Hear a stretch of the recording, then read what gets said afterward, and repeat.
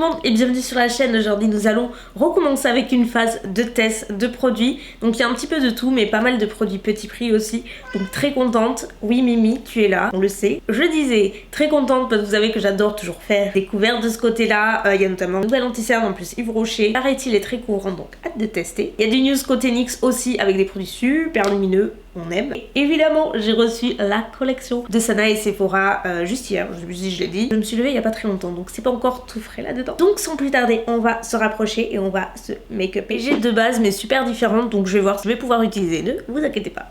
Donc la première, c'est de Make-up Révolution et ça vous dit peut-être quelque chose. La célèbre marque Tatcha a un primer qui lui ressemble mais qui coûte genre je pense 30 ou 40 fois plus cher, facile. Exactement sous la même forme et ça permet de combler tout ce qui est pores, teint irrégulier, vraiment lisser la peau. Et je veux surtout tester le primer NYX. Comme je vous l'ai dit, ils ont une nouvelle gamme qui s'appelle Eyeglass qui est très inspirée de la tendance Glass Skin qui va pas seulement raviver l'éclat du teint mais donner cet aspect tellement lumineux que ça simule un petit peu la lumière genre d'un miroir. C'est très beau comme brillance, mais c'est vrai qu'il n'y en a pas vraiment en drugstore. Je trouve des produits de ce type. Dernièrement j'ai testé le Liquid Glass de Farsali qui est génial, mais voilà, on aime tester les petits prix aussi. Je vais en mettre là, ici, ici et ici.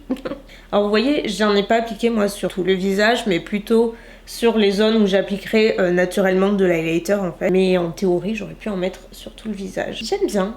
C'est vrai que j'aurais tendance légèrement à préférer la brillance du produit Farsali parce que pour le coup c'était vachement intense, c'est très beau sur la peau. Mais j'aime vraiment beaucoup cet effet limite wet sur la peau. Au toucher, ça ne colle absolument pas. Facile d'application, non c'est très joli. Donc là vous voyez, j'applique le produit Make-up Révolution sur cette zone là. Ah ça peluche un petit peu mais je pense que c'est à cause, ça j'en suis sûre même, d'un sérum que j'ai mis en dessous. Je déteste quand ça peluche. Pour le coup c'est bluffant, hyper comblant et lissant. On a vraiment un effet blur, c'est impressionnant. C'est hyper velouté au toucher. Je valide complètement, sachez-le. Au fond de teint, j'ai pas vraiment de nouveauté. La seule nouveauté que j'ai mais que j'ai déjà essayé, c'est le fond de teint Reboot de Make Up Forever qui est trop bien. Je l'aime beaucoup. Le seul truc c'est que j'avais reçu cette teinte qui est foncée en fait. C'est la Y305. Du coup j'attends une teinte plus claire qui ne va pas tarder à arriver. Donc je vais la mélanger à l'infaillible de L'Oréal parce que celui-ci je le mélange avec tout. C'est une teinte qui est beaucoup plus claire.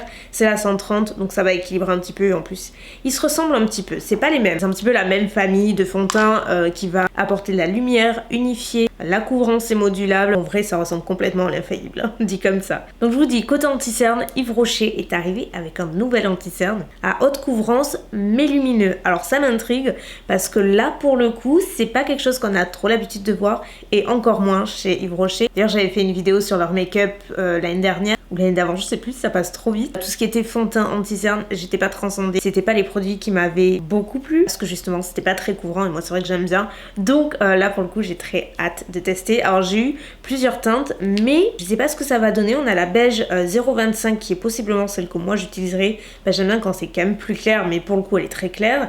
Ou alors j'ai la beige 100 mais qui paraît beaucoup plus foncée. Alors vous savez quoi, si c'est trop clair on va rajouter l'autre. Bref, je fais mon petit kit de chimiste comme d'hab hein. La couvrance quoi. Vous allez me dire mais pourquoi tu t'étonnes? Ils disent oui mais souvenez-vous il n'y a pas si longtemps que ça il y avait un flop nommé Bourjois. Oh my god, un des plus gros flops récents parce que pareil eux ils disaient carrément couvrance totale je crois, ça n'avait rien à voir donc je croisais les doigts très fort que ce soit pas pareil avec le Yves Rocher mais pas du tout, il est hyper joli en plus et j'avais peur que le côté lumineux justement va se filer dans les plis, marquer les petites ridules etc. Ben là franchement non, pas plus que notre. Et en même temps il est naturel malgré sa couvrance. Vous savez quoi, je vais poudrer quand même. J'ai pas de nouvelle poudre donc je vais juste utiliser ma poudre Airspoon comme d'habitude.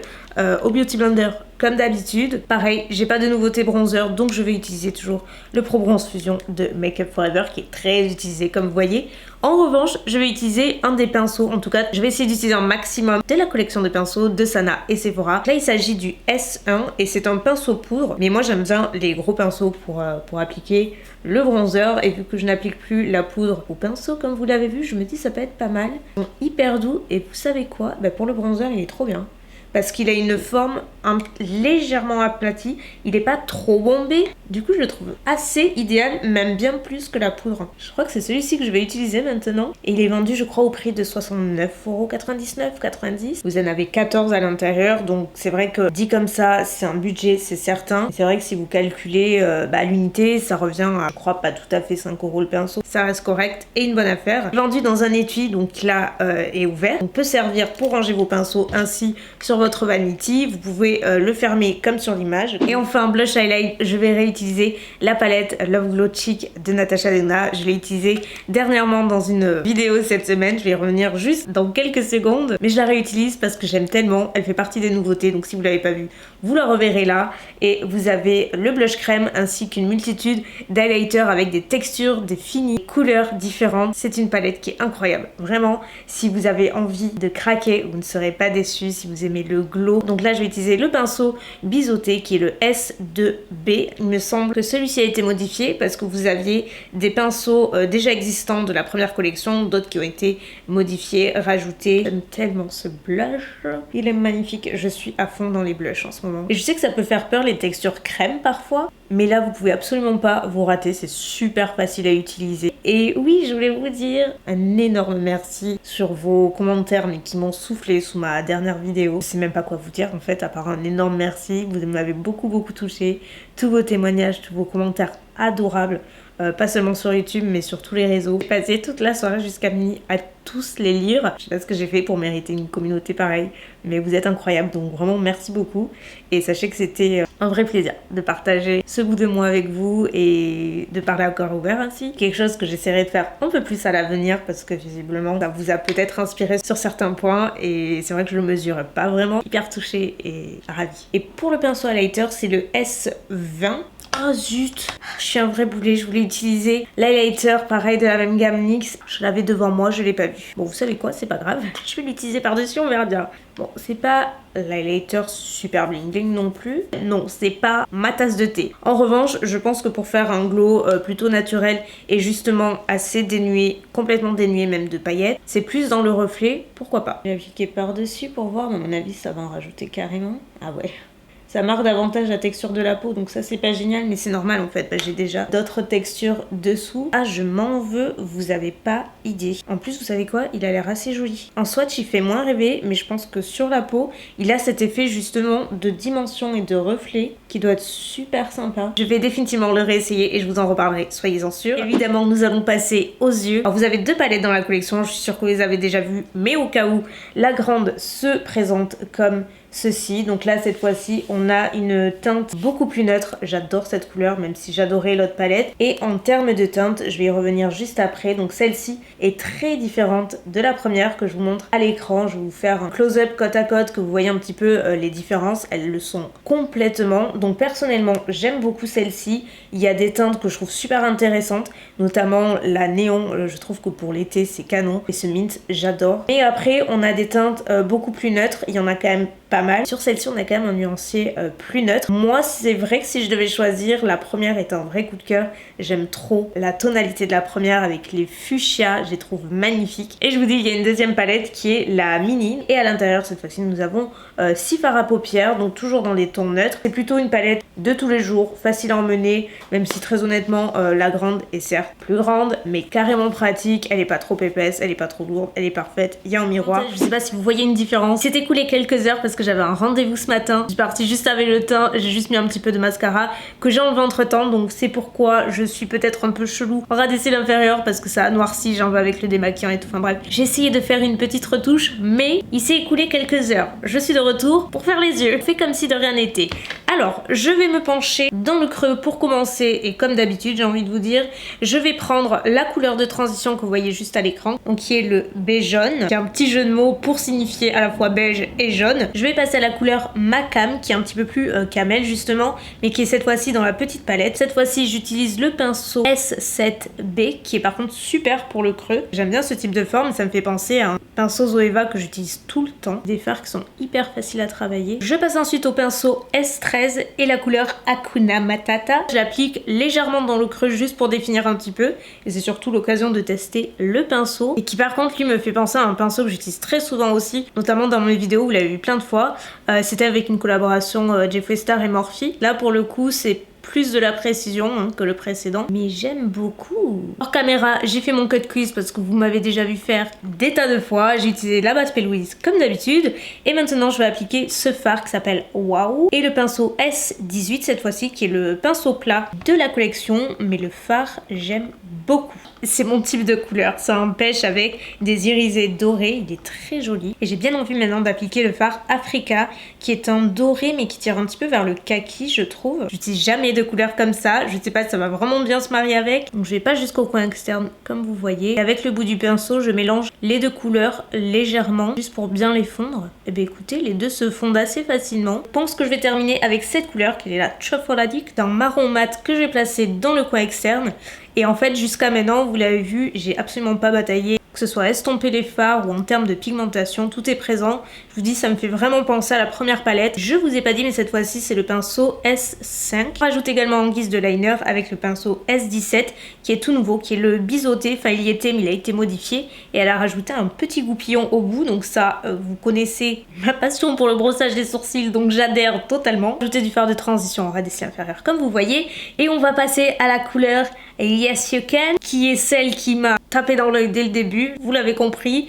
J'utilise le pinceau S16 cette fois-ci qui est tout petit. C'est un pinceau précision et j'en ai aucun comme ça. Cette couleur en ras des cils inférieurs, je suis tellement fan, je trouve que ça fait ressortir tout le reste du make-up, c'est super joli et pour le coup j'en ai pas comme ça dans mes palettes. Qui change, non vraiment j'aime beaucoup. Je vais juste terminer par une touche de fard Lumos dans le coin interne pour apporter un petit peu plus de lumière. Et on aura terminé. Je termine enfin ce make-up des yeux avec une bonne couche de mascara et pour ça je vais utiliser le nouveau mascara Sephora, le Size Up dont je vous ai parlé dans mes favoris. Il est super bien pour donner beaucoup de volume, un peu de longueur aussi mais c'est surtout dans le volume qu'on le voit. Il est vraiment sympa celui-ci, si vous avez l'occasion de le tester, n'hésitez pas. Mais regardez-moi cette longueur de cils que ça a. C'est fou. On va passer aux lèvres. Il n'y a pas beaucoup de nouveautés côté lèvres, je dois dire. La seule que j'ai, c'est chez Kat Von D. C'est un gloss en fait. Je crois que c'est une laque à lèvres crémeuse. Et j'ai la teinte Blossom qui est un espèce de neutre. Donc c'est ce que je vais mettre avec juste dessous mon crayon du moment de chez Patrick Ta Beauty et c'est la teinte She's Strong. Je vais fixer tout ça avec la nouvelle brume de chez Fenty Beauty. J'ai déjà utilisé pour le coup une vraie brume, certainement la plus fine que j'ai eu l'occasion d'utiliser. La plupart du temps avec un spray on sait jamais trop si ça va ruiner notre make-up ou pas. Là c'est impossible, on le sent à peine. C'est vraiment un nuage de brume. Voilà pour ce make-up, ça y est nous y arrivons. Enfin! Au final, le gloss, c'est quasiment la même couleur que le crayon à lèvres et c'est hyper confortable. La texture est hyper agréable, ça ne colle pas du tout. Entre le rouge à lèvres et le gloss, c'est pas vraiment le gloss hyper brillant. Je m'attendais à ce que ce soit bien plus laqué, alors que pas plus que ça. Et j'aime beaucoup. Donc écoutez, voilà pour ce look avec toutes ces petites nouveautés. Déjà ce que je peux vous dire, gros coup de cœur pour l'anti-cerne Yves Rocher. J'ai été très surprise et dans le bon sens du terme cette fois-ci, donc je vous en reparlerai définitivement. Pareil pour l'highlighter NYX, je regrette juste de ne pas avoir utilisé que lui et de l'avoir oublié le pauvre, mais bon, je vais le réutiliser. Je n'arrive plus à parler. Je disais, je le réutiliserai très certainement aussi, je vous en reparlerai aussi. Petite beauté, on n'en parle pas, j'aime trop. Les palettes de Sana, vous avez vu que j'ai réussi à faire un look qui me plaît à mort, voilà. Arrête de dire voilà. C'est pas vrai. Je me suis enfoncé l'ongle dans le Hakuna Matata. Je m'énerve à moi-même là. Oh là là, je suis dans un état, j'en ai partout. C'est pas grave, elle est intacte, c'est tout ce qui compte. Je vous ai pas dit, mais elle sort le 18 février dans tous les magasins Sephora, parce qu'elle est en ligne dans un premier temps sur le site Sephora, mais là je crois que tout est épuisé, qu'il n'y aura pas de réassort, si je me trompe pas. En revanche, le reste du stock sera en magasin dès le 18, donc c'est pour ça que cette fois-ci je fais ma vidéo un peu avant, parce que l'année dernière je m'étais fait démonter dans les commentaires, parce qu'au moment où j'avais posté, il n'y en avait plus. Mais si j'avais su, je l'aurais pas posté, parce que le but c'est pas de créer de la frustration quand on peut pas s'en procurer. Entre le moment où j'avais filmé et posté, effectivement il s'était passé un petit laps de temps. J'avais imaginé que ce serait parti si vite, donc on va creuser les doigts que pour celle-ci ça dure un petit peu plus longtemps. En tout cas c'est tout ce que je souhaite à Sana et Sephora. Ils ont fait vraiment une très jolie collection. Par contre je dois avouer que le set de pinceaux, j'ai préféré ce dernier avec toutes les modifications qu'elle a apportées par rapport au premier que j'aimais bien, mais là je trouve que dans les formes ils sont vachement plus ergonomiques. Il n'y en a pas un seul que je ne me verrais pas utiliser très franchement, à part Si, le S19 qui est le pinceau synthétique plat qu'on pourrait utiliser pour le cut crease, mais je trouve un tout petit peu trop épais, surtout parce que moi j'ai mes habitudes et que j'utilise tout le temps celui-ci et aucun autre. C'est le 18 de Sephora et en fait il est vraiment beaucoup plus fin, mais c'est tout parce qu'après ils sont vraiment excellents. Donc si vous voulez vous faire plaisir, n'hésitez pas. De toute façon vous pouvez retrouver tous les produits que j'ai utilisés en barre d'infos, vous avez toutes les références, donc n'hésitez pas à les voir. Je vous embrasse bien fort, merci d'avoir regardé cette vidéo et puis à très bientôt pour une nouvelle vidéo. Bye.